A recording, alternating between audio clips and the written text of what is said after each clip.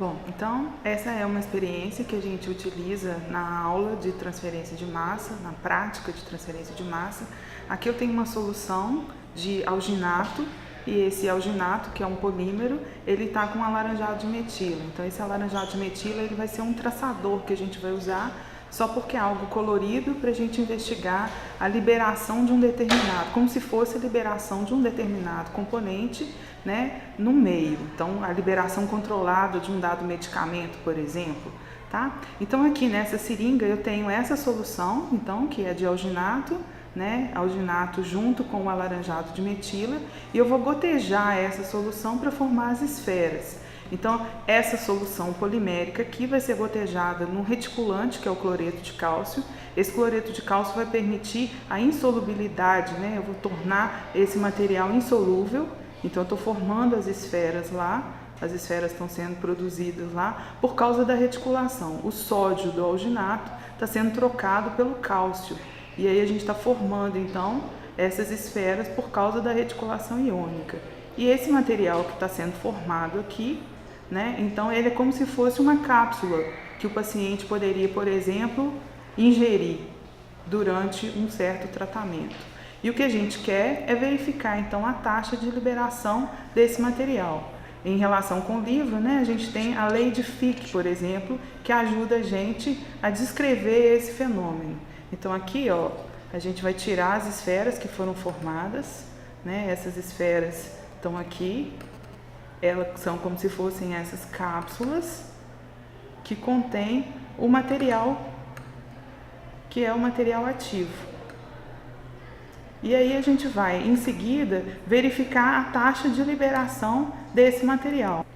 Bom, então essas esferas vão ser colocadas dentro do tubo, né? E aí a gente vai avaliar como que esse material está sendo liberado.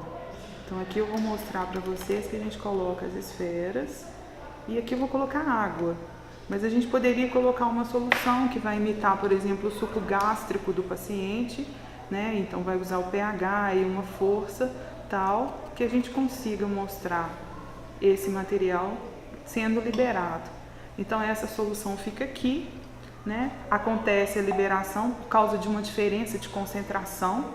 Esse alaranjado que está dentro dessas esferas começa a ser liberado para a água por causa de uma diferença de concentração, e aí a partir disso a gente vai tirando a alíquota de tempos em tempos, né? Nessa aula prática a gente usa cerca de 1h20 aproximadamente, a gente tira a amostra de 10 em 10 minutos para mostrar o aumento da concentração. Então, à medida que a gente vai fazendo, essa concentração vai ficando cada vez mais essa solução vai ficando cada vez mais alaranjada, e aí a diferença de cor a gente vai vendo o tanto que foi liberado desse material. Então essa é uma das aplicações que a gente tem nesse experimento. Uma outra, a gente normalmente usa, né, algo num tubo como esse e avalia essa liberação. Bom, então uma das aplicações, né, eu queria mostrar, essa daqui é uma membrana comercial que é usada para uma série de separações. E pensando nessa aplicação que a gente fez dessa prática, ela poderia ser um adesivo, né? Como se fosse aqueles adesivos transdérmicos para liberar a nicotina e a pessoa parar de fumar, né? Então, essa poderia ser usada, essa membrana, como um suporte para aquele material lá onde está sendo liberado, né? E voltando então à nossa experiência, a gente vê aqui a solução um pouco mais alaranjada, né? Com o passar do tempo. E aí a gente consegue ver então que a liberação está acontecendo. Então a gente tiraria aqui uma amostra, né, e mediria a absorção dela. Então seria uma possibilidade aí de ver essa taxa em que esse material está sendo liberado. E vocês vão encontrar aqui embaixo, né, links tanto para o livro, né, para a compra do livro, como também para o meu currículo Lattes, mostrando a pesquisa que eu venho realizando aqui na UFMG.